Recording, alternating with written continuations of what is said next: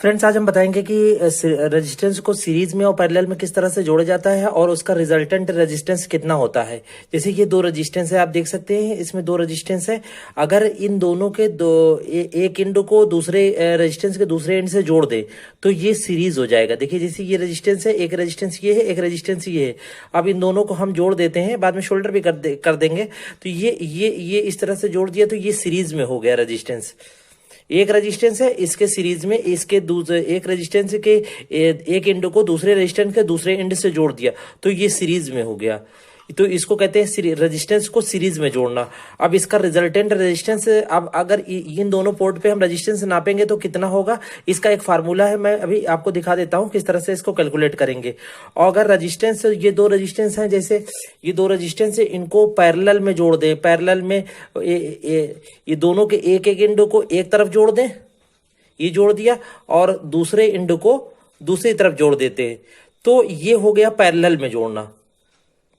ये देखिए, इस तरह से जोड़ देते हैं तो ये पैरेलल में हो गया। अब इनके इन दोनों पॉइंट के बीच में कितना रेजिस्टेंस होगा, इसकी वैल्यू अलग होगी। तो ये हो गया पैरेलल में रेजिस्टेंस को जोड़ना। दोनों रेजिस्टेंस के एक पॉइंट को एक तरफ जोड़ दिया है, दोनों रेजिस्टेंस के एक पॉइंट को एक तरफ जोड़ दिया है।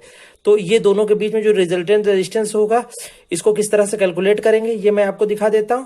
और इसी तरह से सीरीज में, जैसे ये एक रेजिस्टेंस है, एक ये रेजिस्टेंस है, दोनों को इसके एक एंड को दूसरे रेजिस्टेंस के एक एंड से जोड़ देंगे। इस तरह से ये सीरीज में हो गया तो, और ये पैरेलल में हो गया। तो इसकी वैल्यू किस तरह से कैलकुलेट की जाएगी मैं आपको दिखा देता हूं, कैलकुलेट करके किस तरह से, किस फार्मूले से कैलकुलेट की जाती है। फ्रेंड्स, यहाँ देख सकते हैं कि ये सीरीज रेजिस्टेंस कैलकुलेशन है, इधर मैंने पैरेलल रेजिस्टेंस कैलकुलेशन लिखा हुआ है। तो आरटी मतलब total resistance. RT is equal to होता है फार्मूला सीरीज के केस में। सीरीज में जब रेजिस्टेंस को जोड़ते हैं तो आरटी इज इक्वल टू होता है R1 plus R2 plus R3 plus R4 up to dash dash dash so on up to infinite. तो इसमें यहाँ पर देख सकते हैं, यहाँ एक रेजिस्टेंस मैंने ये कैलकुलेशन के लिए ले लिया है 10 ओम का, एक ले लिया है 20 ओम का। इन दोनों को सीरीज में जोड़ दिया है। तो चूंकि दो रेजिस्टेंस है इसलिए मैंने लिखा है RT is equal to R1 plus R2। अगर तीन होते तो लिखता RT is equal to R1 plus R2 plus R3। तो इसमें R1 की वैल्यू 10 ओम है, यहाँ पे 10 ओम रख दिया, प्लस R2 की वैल्यू 20 ओम है, 20 रख दिया।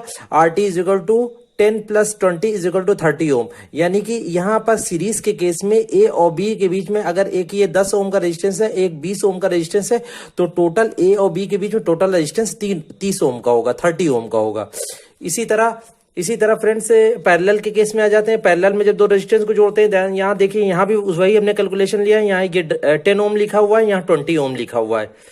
तो 10 ohm RT is equal to, यहाँ पे क्या होगा, RT is equal to 1 upon R1 plus 1 upon R2 plus 1 upon R3 plus 1 upon R4 dash dash dash up to so on.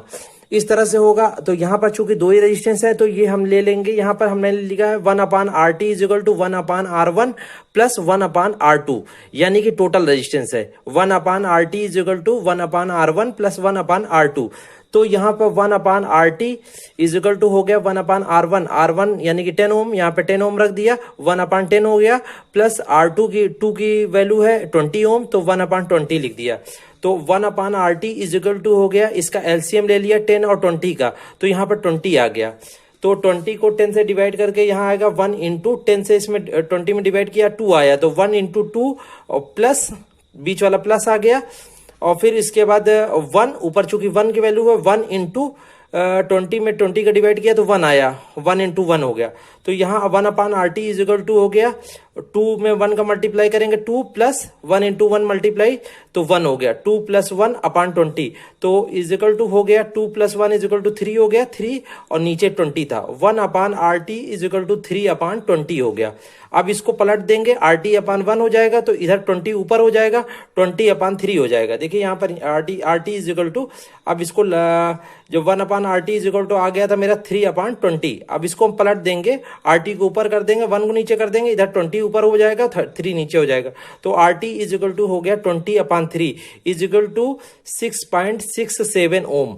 अगर हम वही रेजिस्टेंस से 10 ओम और 20 ओम को इधर सीरीज में जोड़ रहे थे तो 30 ओम आ रहा था, टोटल रेजिस्टेंस 30 ओम आ रहा था। लेकिन जब हम पैरेलल के केस में रेजिस्टेंस को पैरेलल जोड़ेंगे 10 ओम को 20 ओम को, तो ये आएगा 6.67 ओम। तो पैरेलल में रेजिस्टेंस कम हो गया, सीरीज में रेजिस्टेंस जुड़ जाता है, बढ़ जाता है। इसमें इस तरह से आप सीरीज में रेजिस्टेंस को कैलकुलेट कर सकते हैं कि कितना होगा। ये value R1 R2 R3 R4 कुछ भी हो सकती है। इसी तरह ये मैंने समझाने के लिए एक एग्जांपल लिया था। यहाँ पर R1 को 10 ओम लिखा था, R2 20 ओम लिखा था। यहाँ पर भी ऐसे ही ये पैरेलल में जब जोड़ा तो यहाँ पर 10 ओम और 20 ओम लिया था। ये वैल्यू कोई भी हो सकती है। तो ये कैलकुलेशन इसी तरह से होगा। पैरेलल में जोड़ेंगे तो ये फार्मूला लगेगा, देख सकते हैं आप, ये पैरेलल में ये फार्मूला है और सीरीज में जोड़ेंगे तो ये फार्मूला है। इससे कोई भी रेजिस्टेंस की वैल्यू इस तरह से कैलकुलेट की जा सकती है।